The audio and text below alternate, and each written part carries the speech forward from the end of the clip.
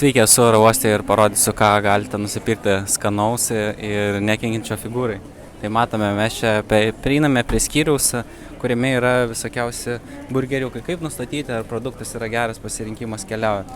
Va, matot, čia 100 gramų yra 260 kalorijų ir 6 gramai baltymų.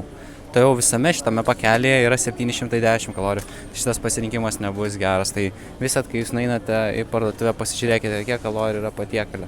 Tuo tarpu, šitose salotose aš jau gal pamatysiu kažką geresnio. Čia nėra užrašyto jokio maistingumo, tai iš tikro šios salotos skipinčiau ir tada pasižiūrėčiau, ar galiu kažką gero gauti iš sumuštinio. Tai sumuštinis jau bus šiek tiek geresnis negu tas prieitas sumuštinis rodytas, nes čia visame sumuštinėje bus šiek tiek mažiau kalorijų ir panašus kiekis baltymų. Tai tada va taip pradžioje ir galite rinktis tarp sumuštinių. Tai ačiū, kad išklausėte šį video, pasimatysime kitame.